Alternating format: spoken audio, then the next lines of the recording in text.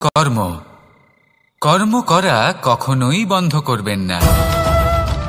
তুলনা করার বদলে কর্ম করুন, প্রতীক্ষা করার বদলে কর্ম করুন, আর আশা করার বদলে কর্মই করুন। জীবন সফল হয়ে যাবে। দেখুন, সবার শেষে সত্যি বলতে এই কর্ম আর এই পরীক্ষা, এই দুই আমাদের জীবনকে সুখী করে তুলতে পারে। আসুন আর আমার সাথে ভালোবেসে বলুন, রাধা রাধা। এই জীবন কিভাবে বদলানো সম্ভব?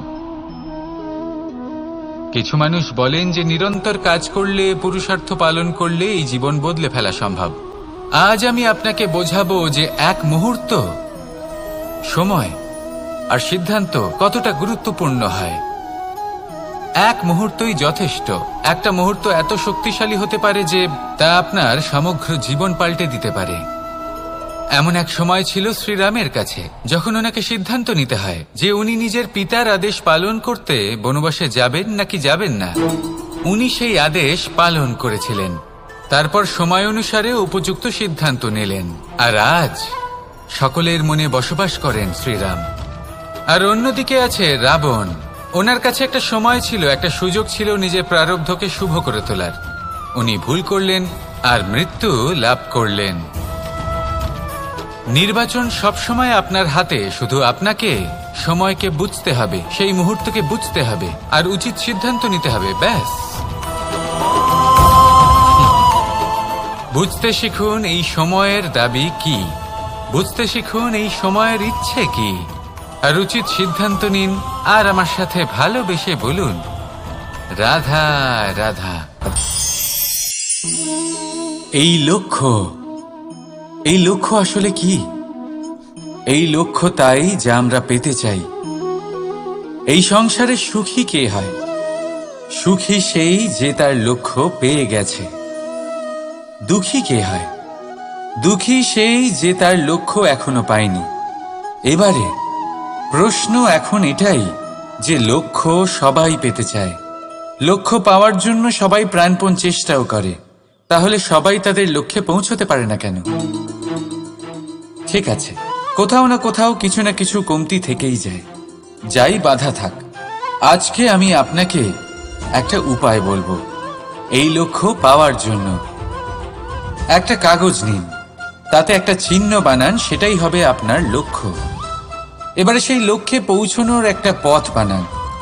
এবারে এই যাত্রাকে ভিন্ন ভিন্ন ভাগে বিভাজন করে দিন। এবারে এটা হলো আপনার পরিকল্পনা। এবার এই পরিকল্পনা ক্রমানুসারে আপনি পালন করতে থাকুন, এটাই হবে আপনার চেষ্টা। এবার এইভাবে যদি আপনি চেষ্টা করতে থাকেন, যাই আপনার কল্পনা হোক না কেন, তা বাস্তব অবশ্যই হবে। তাহলে এই কল্পনাকে বাস্তবে রূপান্তরিত করুন। এইভাবেই নিজের পরিকল্পনা পালন করতে থাকুন। আপনার যাই কল্পনা থাকুক বা যাই লক্ষ্য থাকুক, তা বাস্তবে পরিণত হয়ে আপনার হাতে অবশ্যই আসবে।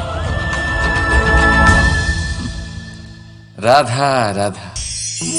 বাবার এক মিত্র ছিলেন, বড়ই দুঃখী ছিলেন, বিপদে পড়েছিলেন। কি করবেন? ব্যবসা ভালোভাবে চলছিল না, বাড়িতে শান্তি ছিল না, সমস্ত জায়গায় ক্ষতি হচ্ছিল। তাই উনি একজন জ্যোতিষীকে দেখালেন। জ্যোতিষী বললেন, আপনার যে বাড়ি আছে সেটা আপনার জন্য অশুভ, আপনার এই বাড়ি পাল্টে ফেলুন। উনি বাড়ি পাল্টে ফেললেন, তবুও ওনার সমস্যার সমাধান হলো না। তারপর একজন জ্ঞানী ব্যক্তি ওনাকে বললেন যে আপনার জামা কাপড়ের যে রং, সেটা বিপদকে আমন্ত্রণ জানাচ্ছে, এই জামা কাপড়গুলিকে পাল্টে ফেলুন। উনি সেগুলো পাল্টে ফেললেন, তাও সমস্যার সমাধান হলো না। আবার একজন জ্ঞানী ব্যক্তি বললেন যে আপনার আশেপাশে যে মানুষজন রয়েছে, তারা এটা চায় না যে আপনি সফল হন, তারা আপনার ক্ষতি চায়, তাদের সাথে সমস্ত সম্পর্ক ভেঙে ফেলুন। তো উনি সম্পর্ক ভেঙে ফেললেন, কিন্তু তাতেও ওনার জীবনে কোনো পরিবর্তন এলো না। তার মানে তিনি বাড়ি পাল্টালেন, জামা কাপড় পাল্টালেন, সম্পর্ক পাল্টালেন, যেটা পাল্টালেন না তা হলো স্বভাব। এই যে স্বভাব, এটা অত্যন্ত গুরুত্বপূর্ণ। এই স্বভাবই আপনার ব্যক্তিত্ব তৈরি করে।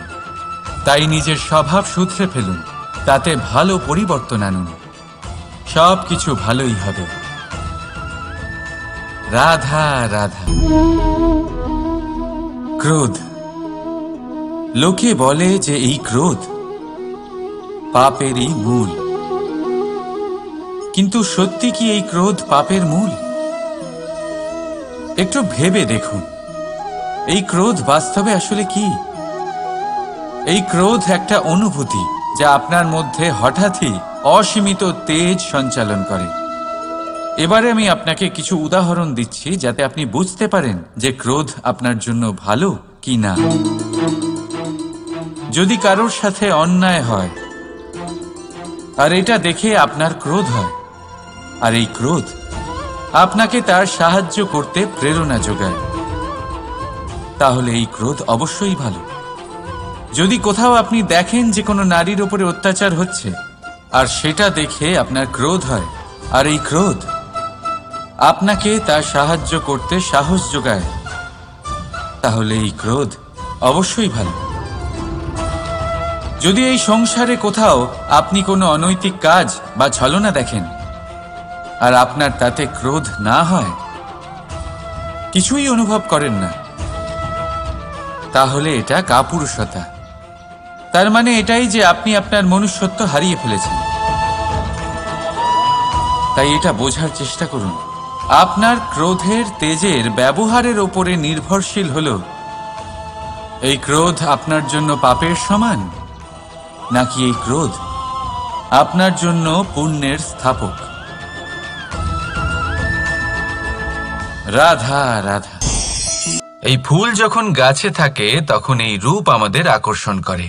এই ফুল দিয়ে যদি আপনি মালা বানান, কোনো মূর্তিতে দেন, তাহলে তা সম্মানের নিদর্শন হয়। এবার এই ফুলই যদি আপনি বিছানাতে ছড়িয়ে দেন, তাহলে সেই দৃশ্য দেখে সেই সুবাসে আপনার মন পুলকিত হয়ে ওঠে। কিন্তু ভাবুন, এই পুষ্পই যদি আপনি চিতায় সাজান, তাহলে এই পুষ্পকে আর কেউ সম্মান করে না।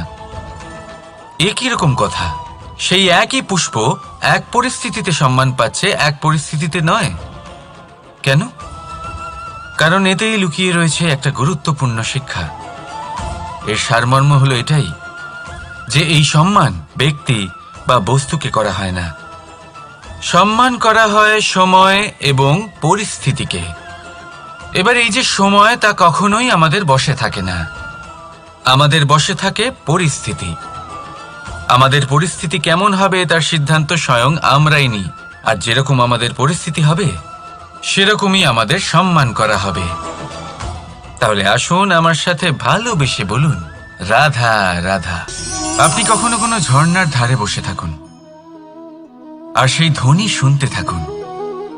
আহা হা হা, সেই ধ্বনি মনকে শান্ত করে দেয়, আমাদের মধ্যে এক আনন্দের সঞ্চার করে।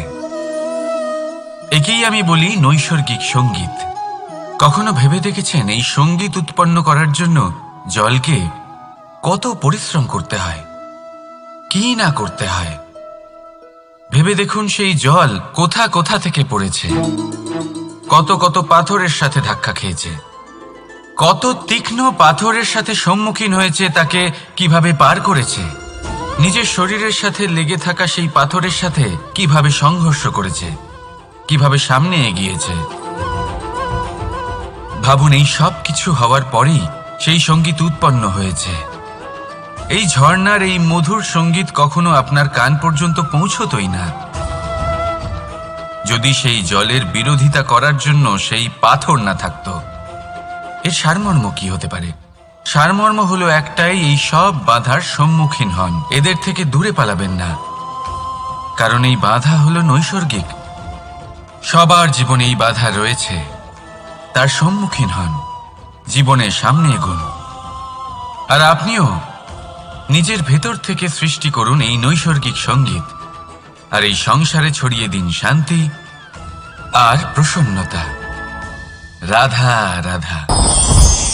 সংসারে নিয়তি অনেক কিছু নির্ধারণ করে, যেমন প্রত্যেকটি জিনিসের সীমারেখা। শরীরের মধ্যে থাকা জল তার মাত্রাও এই নিয়তি নির্ধারিত করে রেখেছে। কি করে? দেখুন, যদি সঠিক সময়ে আপনি পরিশ্রম করে নিজের ঘাম না ঝরান, তাহলে কিছু সময় পরে আপনার চোখের জল অবশ্যই ঝরবে। কারণ সবকিছু যদি ভাগ্যের জোরে পেয়ে যাওয়া যায়, তাকে কর্মের দ্বারা সামলে রাখতে হয়। যদি পরিশ্রম করতে থাকেন, তাহলে যা পেয়েছেন তা সামলে রাখতে পারবেন, আর যা যা আপনি পেতে চান তা অবশ্যই পাবেন। কিন্তু যদি পরিশ্রমের থেকে দূরে থাকেন, তাহলে যা পেয়েছেন তা তো হারিয়ে ফেলবেনই, আর যা পেতে চান তার তো কোনো প্রশ্নই ওঠে না, আর বয়ে যাবে শুধুমাত্র অশ্রু। এবার সিদ্ধান্ত আপনার। কি ঝরাতে চাইবেন আপনি? ঘাম নাকি অশ্রু? রাধা রাধা। এই জীবনে মানুষ শুধু তিনটি জিনিসের পেছনে ছোটে: ছায়া অর্থাৎ সঙ্গী সম্মান, কায়া অর্থাৎ সুন্দর বলিষ্ঠ শরীর, আর তৃতীয় হল মায়া অর্থাৎ ঐশ্বর্য। এবার অবাক করার মতো বিষয় হলো, সময় এলে পরে এই তিনটি বস্তুই সবার আগে আপনাকে ত্যাগ করে। অন্ধকারে ছায়া আপনাকে ত্যাগ করে, বার্ধক্যে কায়া আপনাকে ত্যাগ করে, আর অন্তিম সময়ে মায়াও আপনাকে ত্যাগ করে। এগুলো কিছুই কাজে আসে না যার পেছনে আপনি সারা জীবন দৌড়েই যাচ্ছিলেন। যদি কিছু কাজে লাগে, তা হলো আপনার প্রেমপূর্ণ ব্যবহার যা আপনি সংসারকে দিয়েছেন। এ হলো সেই প্রেম যা অন্ধকারে প্রদীপ হয়ে আপনাকে আলো দেবে। এ হলো সেই প্রেম যা বার্ধক্যে হাত রূপে আপনাকে শক্তি দেবে, সহায়তা করবে। আর যখন আপনার কাছে অর্থ থাকবে না, তখন এই প্রেমই আপনাকে সামর্থ্য যোগাবে। জীবনে যদি কিছু উপার্জন করতে চান, তাহলে শুধু প্রেম উপার্জন করুন। যদি আপনিও আমার মতো দূরের কথা ভাবতে চান, তাহলে শুধুমাত্র প্রেম উপার্জন করুন। আর এখন এই প্রেম ভাব নিয়েই বলুন, রাধা রাধা।